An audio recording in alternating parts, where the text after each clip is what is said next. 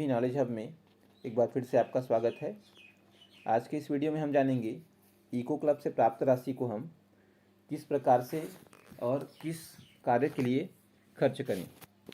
हमारे कुछ शिक्षक साथियों के द्वारा लगातार यह प्रश्न किया जाता रहा है कि क्या हम इको क्लब से प्राप्त धनराशि को सिर्फ पर्यावरण संबंधी कार्यों के लिए खर्च करें या क्या हम इको क्लब से प्राप्त राशि को शाला विकास समिति के सदस्यों के प्रस्ताव के आधार पर आहरित करें। तो मैं आपको यह बताना चाहूँगा कि ये दोनों जो विचार हैं वो सत्य नहीं हैं। ना तो हमको इको क्लब से प्राप्त धनराशि को केवल पर्यावरण संबंधी कार्यों में खर्च करना है और ना ही हमको इको क्लब से प्राप्त धनराशि को शाला विकास समिति के अनुमोदन के पश्चात या प्रस्ताव से आहरित करना है। तो आज के इस वीडियो में हम जानेंगे कि इको क्लब से प्राप्त राशि को हम किस प्रकार से और कैसे खर्च करें। यदि आपने हमारे चैनल को अभी तक लाइक और सब्सक्राइब नहीं किया हुआ है तो हमारे चैनल को लाइक और सब्सक्राइब करें ताकि आने वाली वीडियो आपको आसानी से मिलती रहें। तो आइए हम आज का वीडियो स्टार्ट करते हैं।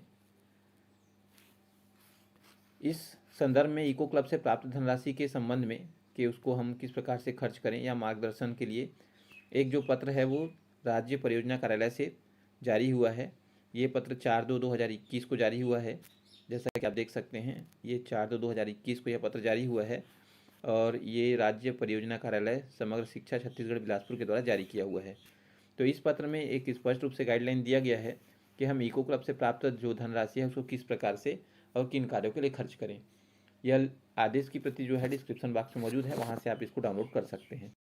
तो आइए मैं आपको संक्षेप में बताता हूँ कि इस आदेश में इको क्लब से प्राप्त धनराशि को खर्च के संबंध में क्या क्या दिशा निर्देश जो हैं वो दिए गए हैं। तो सबसे पहले मैं आपको बताना चाहूँगा कि इको क्लब के गठन का उद्देश्य क्या है। तो इको क्लब के गठन का उद्देश्य जो है यदि हमको समझ में आता है तो हम यह क्लियर कर सकते हैं कि इको क्लब से प्राप्त राशि को हम किस प्रकार से खर्च करें। तो इको क्लब के गठन का मुख्य उद्देश्य जो है बच्चों में सृजनात्मक कौशल एवं कल्पनाशीलता का विकास, बच्चों को जिम्मेदारी लेते हुए उन्हें दूसरे कार्यों को समय पर पूर्ण करने का अनुभव देना, मिलकर कार्य करने के लिए प्लेटफॉर्म उपलब्ध कराना, उपलब्ध संसाधनों का बेहतर उपयोग करना और सृजनात्मक गतिविधियों के आयोजन करना, पर्यावरण प्रदूषण पर संवेदनशीलता का विकास करना और उनमें सुधार के लिए आवश्यक कदम उठाना, विद्यार्थियों को उनके कर्तव्यों के प्रति जागरूक करना और अच्छे नागरिक का निर्माण करना। ये इको क्लब के मुख्य उद्देश्य हैं। हमको इन्हीं उद्देश्यों की पूर्ति के लिए ही इको क्लब से प्राप्त धनराशि को खर्च करना है। तो इन कार्यों के लिए हमको या इन उद्देश्यों के लिए हमको इको क्लब से प्राप्त राशि को खर्च करना है। अब मैं आपको ये बताता हूँ कि इन उद्देश्यों की पूर्ति के लिए हमको विद्यालय पर कौन कौन से कार्य जो हैं इको क्लब के अंतर्गत किए जाने वाले अनिवार्य हैं। तो सब इन कार्यों में सबसे पहले हमको इको क्लब से प्राप्त धनराशि का खर्च सभी इको क्लब के सभी सदस्यों के लिए पहचान पत्र जारी करने में या पाठ्यक्रम को पूर्ण करने हेतु आवश्यक व्यवस्था करने में या एक दूसरे को सीखने हेतु विभिन्न खेल प्रतियोगिताओं के आयोजन करने के लिए या पठन कौशल विकास के लिए बाल पत्रिकाओं के सब्सक्रिप्शन में या खरीदने में, एक्सपोजर भ्रमण में, ग्रीष्मकालीन छुट्टियों में बच्चों को सक्रिय रखने हेतु विभिन्न कैंपों के आयोजन करने में, पर्यावरण सुधार हेतु विद्यार्थियों को आसपास के नदी नालों एवं प्राकृतिक स्थलों के भ्रमण करने में या किए गए सभी कार्यों के दस्तावेजीकरण में हम इको क्लब से प्राप्त धनराशि का खर्च जो है वो कर सकते हैं। अब इन सभी बिंदुओं पर हमको खर्च तो करना है, लेकिन बिंदुओं पर खर्च करने के लिए कुछ आवश्यक दिशा निर्देश भी दिए गए हैं कि हमको किन किन क्षेत्रों में या किन किन कार्यों में कितनी कितनी धनराशि को खर्च करना है।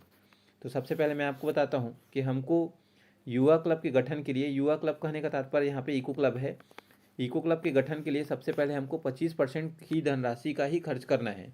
जैसे मान लीजिए यदि हमारे विद्यालय में मान लीजिए 5,000 की धनराशि जो है वो प्राप्त हुई है, तो ऐसी स्थिति में हमको 5,000 का 15% अर्थात 750 रुपये ही संसाधनों के रूप में या संसाधन संबंधी क्रय में व्यय किए जाने हैं।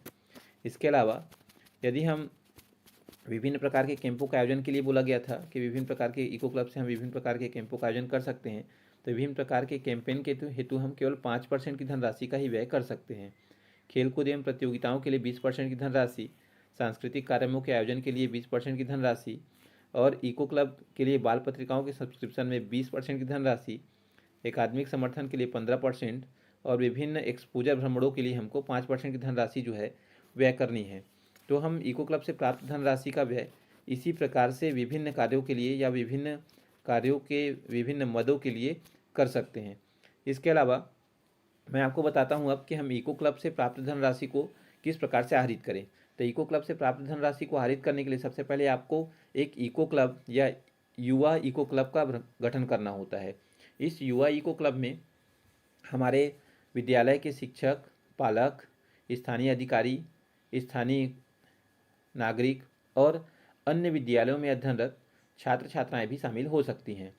इस इको क्लब का कार्यकाल 1 वर्ष का होगा और प्रत्येक वर्ष इस इको क्लब का जो गठन है वो किया जाएगा।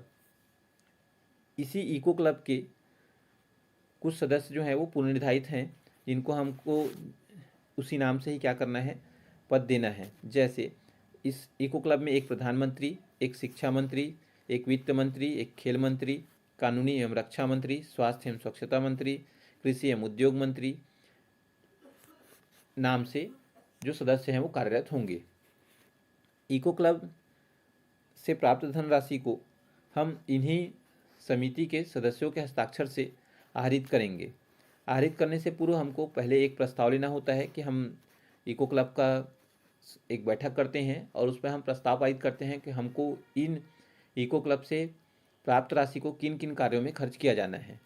एक बार प्रस्ताव पारित होने के बाद हम संबंधित जो सामग्री है उसका क्रय करते हैं और क्रय करने के बाद वापस प्रस्ताव या एक बैठक का आयोजन करते हैं और उस बैठक में क्रय किए गए सामग्री के भुगतान हेतु एक प्रस्ताव पुनः पारित करते हैं और इसी प्रस्ताव के आधार पर हम धनराशि का आहरण करते हैं और धनराशि का आहरण करने के पश्चात संबंधित दुकान या फर्म को भुगतान कर देते हैं।